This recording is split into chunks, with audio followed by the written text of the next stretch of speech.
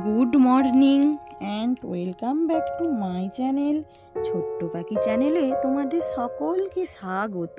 অনেক ভালোবাসা জানিয়ে আজকে আরও একটা নতুন ভিডিও আরম্ভ করছি। কেমন আছো তোমরা? আশা করি খুব ভালো আছো। আমিও ভালো আছি। যা গরম পড়েছে তার তো ঠিক নেই। এই গরমে না ভালো থাকাটা খুব মুশকিল ব্যাপার। যেমন গরম তেমন রোদের জোর। আর আমার এই পত্তুলিকা গাছটায় কটা ফুল ফুটেছে বলো তো? কত সুন্দর কত ফুল ফুটেছে দেখছো? কিন্তু দেখো এই ফুলগুলো না তুলতে পারি না, জানো তো। একটার সাথে একটা কুঁড়ি তো, যদি তুলে নিই আর কালকে ফুল ফুটবে না। ওই জন্য না এই ফুলগুলো তুলতে পারি না। আর ওই গোলাপি গোলাপি পত্তুলিকাতেও তাই। আজকে কত ফুল ফুটেছে, আর ফুল দেখলেই তো মনটা ভালো হয়ে যায়, তাই না? আর ফুল তো সবাই ভালোবাসে, আমি তো ফুল খুবই ভালোবাসি। আজকে তো আমাদের শীতলা মায়ের পুজো। আজকে হচ্ছে শীতলা মায়ের পুজোতে কিছু কিছু ভিডিও তোমাদের হচ্ছে শেয়ার করব। হ্যাঁ, চলো পুরো ভিডিওটা দেখতে থাকো, আশা করি তোমাদের খুব ভালো লাগবে।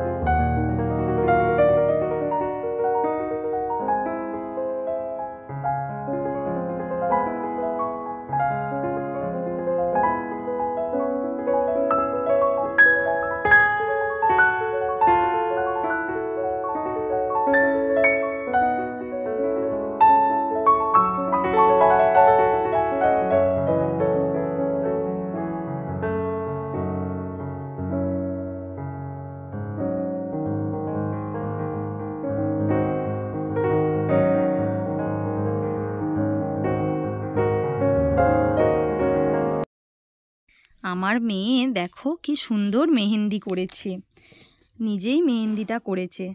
আর পুজো তো ওই জন্য। আর ওর পুজো দেখো কি সুন্দর, মনে হবে যে কেউ করে দিয়েছে। দেখো এটাই হচ্ছে আমাদের শীতলা মায়ের মন্দির। আজকে এখানেই পুজো হবে। এখানে পুজোর কিছু কিছু মুহূর্ত তোমাদের সাথে শেয়ার করব, আর তোমাদেরও খুব ভালো লাগবে।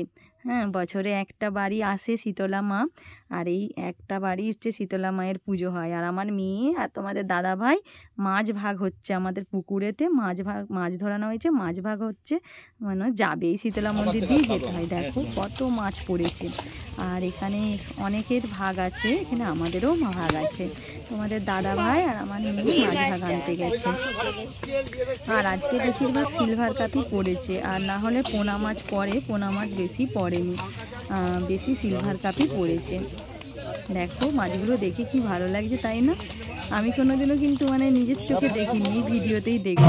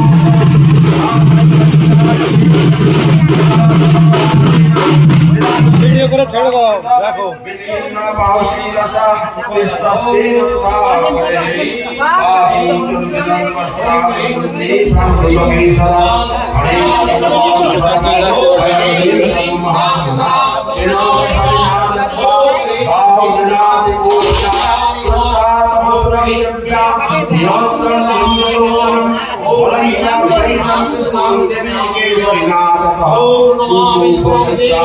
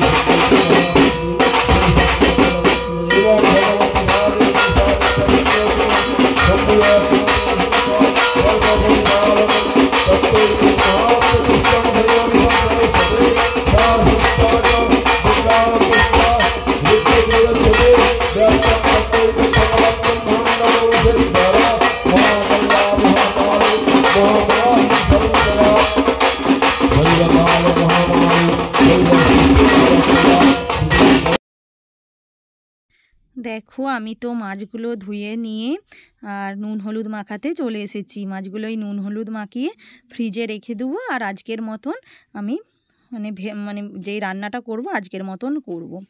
আর ওই 3 পিসের মতন পোনা মাছ আছে আর বাকি সব সিলভার কাপ। আমি তো মাছটা ভাজতে দিয়ে দিয়েছি জানো তো। আর আজকে না পুজো হলে তবে আমি ওই ভাত খাবো। আজকে আমাদের সেই ভাত খেতে 4টে-5টা বেজে যাবে। দেখো আজকে এই মাছের ডিমটাও পেয়েছিল, ওই জন্য ভাবলাম তাহলে অনেক দিন তো মাছের ডিমের বড়া বানাইনি, তাহলে আজকে মাছের ডিমের বড়া বানাবো। আজকে জানো তো পুজো আজা দেওয়া, আজকে প্রচুরই কাজের চাপ, ওই জন্য তোমাদের সামনাসামনি আমি আসতে পারিনি। কারণ হচ্ছে এত গরম, এত রোদ, তার উপরে এই পুজো দেওয়ার ঝামেলা, মাছ ধোয়া, অতগুলো মাছকে ধোয়া, মানে এত তারপরে তো ঘরের কাজ আছেই, এত পরিশ্রম হয়েছে। আর কি বলবো, আজকে না ওই জন্য বেশি কিছু রান্না বান্না করবো না জানো, কারণ আমাদের খেতে খেতেই প্রায় 5টা বেজে যাবে। হ্যাঁ, ওই জন্য আজকে শুধু হচ্ছে মাছের ডিমের বড়া বানাবো। এই পেঁয়াজ কুচিয়ে, লঙ্কা কুচিয়ে আর একটু সামান্য বেসন দেবো, মাছের ডিমের বড়া বানাবো আর মাছের ঝোল করব। মেয়ে বলল মাছের ঝোল করো মা, আজকে হচ্ছে এইগুলোই করব। আর আমার তো আজকে এত মাথাটা যন্ত্রণা করছিল, তোমাদের সামনাসামনি আজকে ভিডিও করারই ইচ্ছা থাকেনি, তবু আমি করেছি। কিন্তু আমি ভিডিওটা না 2 দিন ছাড়তে পারবো না, কারণ পুজোর দিন আর পুজোর পরের দিনে এত বক্স বাজে, এত মাইক বাজে যে কি বলবো, সে একদম কান ঝালাফালা। আর মাইকের শব্দে যদি কপিরাইট চলে আসে, ওই জন্য 2 দিন আমি ভিডিও ছাড়তে পারবো না জানো।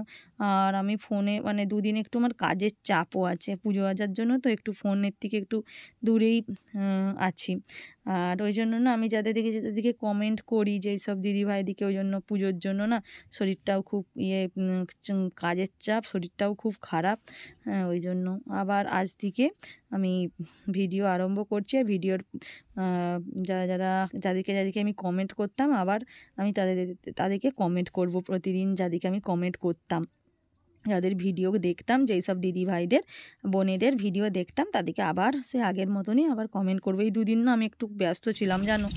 হ্যাঁ, দেখো আমি তো হচ্ছে পেঁয়াজটাকে আর লঙ্কাটাকে চটকিয়ে আর একটু বেসন দিয়ে দিচ্ছি।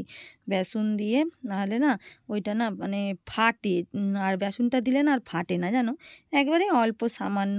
আর আমি কেমনভাবে মাছের ডিমের বড়াটা বানাচ্ছি সেটা তো তোমাদের সাথে শেয়ার করলাম।